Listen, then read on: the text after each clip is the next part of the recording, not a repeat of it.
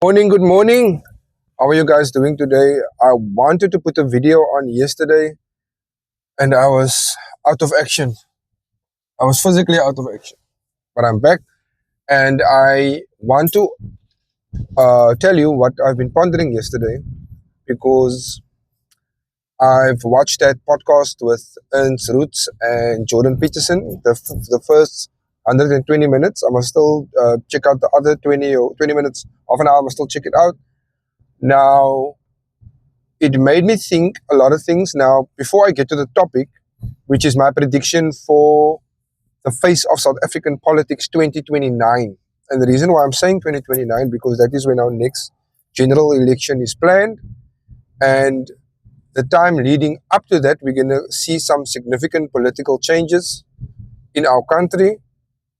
And we're also going to see a lot of economical changes preceding that.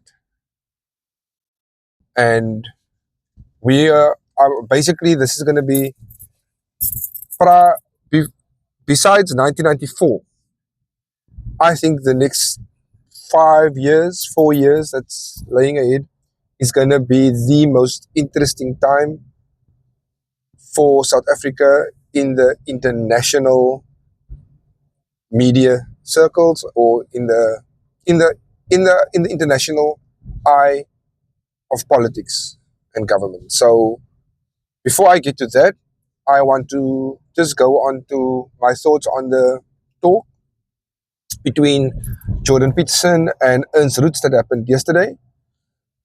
And I am a little bit concerned, to say the least. I'm a little bit concerned because, as you know, I'm not a big fan of Ernst Roots. And yesterday he was on a talk with Jordan Peterson, and yes, it was in the same route that was which was held with Tucker Carlson and with Ben Shapiro. However, the host, which was Jordan Peterson, he was basically much more blatant about what his predictions is for our country. And in the beginning, it made me feel defensive. It made me feel offended. However, it eventually did cause me to think. And what he said was, and I quote from the talk, you must go over there and look, but I want you to listen to this podcast to the end, just to understand, or rather this recording. I'm not sure if it's a podcast or recording. I want you to listen to it till the end, then you can determine um, how you're going to approach that talk. Now, for me, I'm very patriotic. I believe I am a patriotic person. I'm also a realist, but I'm also an optimist.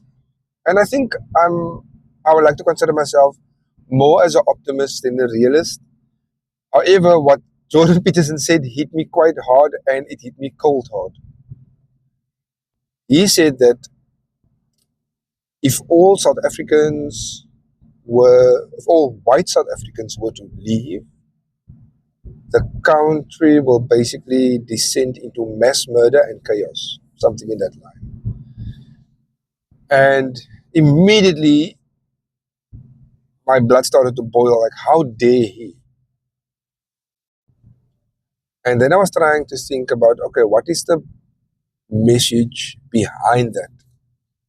Because the blatant message, if I were to listen to that at face value, it will be, what does it mean? That are you saying that we as a nation are not able to survive without white people? That white people are the reason why we as a country are still economically surviving, why we are peaceful, why we are generally still seem to be working. And if all white people were to leave, the rest of us, which means the black people, um, well, we will not be able to survive because we are unable to govern, we are unable to coexist peacefully with one another, and for that reason, there will be mass murder and chaos, and it will be the fall of democracy and the entrance to civil war, whichever figure you want to put it like that. Gross human rights violations, everything that goes along with it. Now,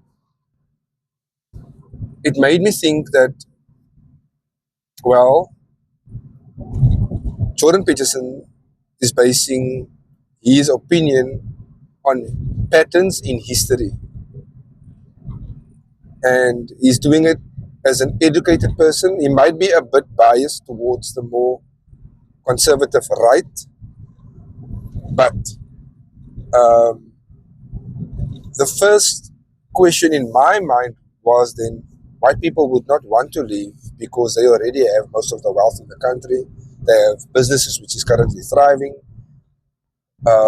They have assets, and they stand a good chance to lose all of that if they were to leave, especially if they were to take up asylum status elsewhere, like in the US. However, I was thinking, like I'm always saying, thinking critically.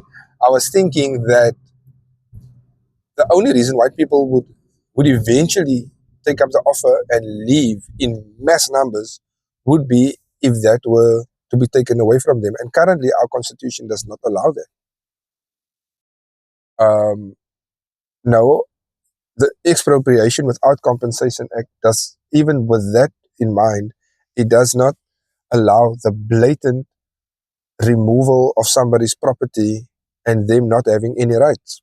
It doesn't work that way. You need to go read it up properly, and it doesn't exist.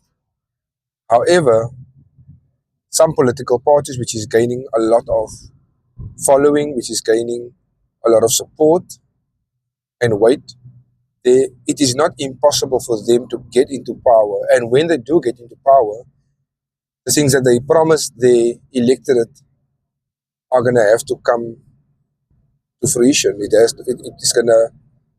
going to have to produce. I'm making an example. If you're Julius Malema and you're saying, vote for me and I will give you land, I will take land away from the rich white people and I will give the land to you. Now, if he does it enough and he gets a following somehow and he might end up to win an election, his voters are going to stand closer and say, well, we're waiting for our land. And if something were to happen where they were to do that, it will mean that not only the wealthy are at risk of leaving, of losing everything, it is everyone that owns anything. Isn't that the case? And that is a dire thought in my mind. I cannot begin to fathom the consequences of something like that. And what makes it more terrifying for me is the fact that it has happened before. It has happened before in many other countries. And what Jordan Peterson was merely doing, he was mentioning on a pattern in history. So, with that in mind, I gave a big intro, and it made me think of what does the future of South African politics look like in 2029? Well, it can look where we have a big coalition. This is a worst case scenario, but it can be where we have a coalition between MK and EFF. And remember, MK has gained an exponential amount of followers, and that was only for one general election. And they are like having the snowball effect, this rolling snowball effect of gaining traction, gaining support, where they are soon to excel in such a way when nationally they are going to overtake the EFF. It is a reality. And on the other hand, the DA, their electorate is losing confidence in them in a big way. So what is going to happen? The former voters of the DA, they might be challenged to leave and not vote at all. They will boycott an election completely. And on the opposite end, you will have MK and the EFF gaining so much support that they will then become the official opposition. And at a worst case scenario, they will become, or they might become, the ruling party. That is a reality of the face of South African politics in 2029. And it's also a reality that might be considered by many as a good enough reason to want to leave. I love my country, but I cannot stand by right till the end and put the life of myself and my family at risk. And I'm thinking that it is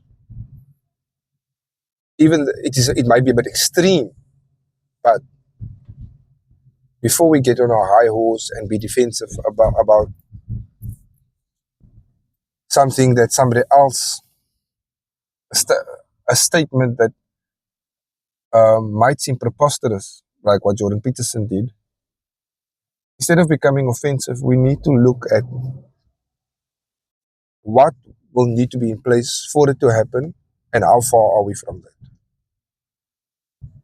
So the face of South African politics in 2029, I foresee as possibly the official opposition for being formed through a coalition between the EFF and the MK party, or even worse, them having the majority vote. Now, at this point in time, we might have to look to our other parties, and I'm talking about non-ANC, non-DA electorate, and what do they have to offer? Is there another alternative like we had with MK having the snowball effect in gaining support? Can we have it then on the opposite end as well? And will that save us? Let me know your thoughts. As I always mentioned previously, this is a new channel. I appreciate your support. Please do subscribe, like, comment, please. And in just under 2 weeks, I have gained 10 subscribers, and I am so thankful. I'm so thankful because I have not marketed this channel to any friends or family, and the growth of this channel is purely natural. It's purely organic, and I cannot thank everyone enough, especially those that has left comments and that has congratulated me on the channel and that is wishing me well on the channel. I'm hoping to grow, and I'm depending on you, my current audience, to take it further. As always, I love you and I appreciate you. Have a very good day. Bye bye.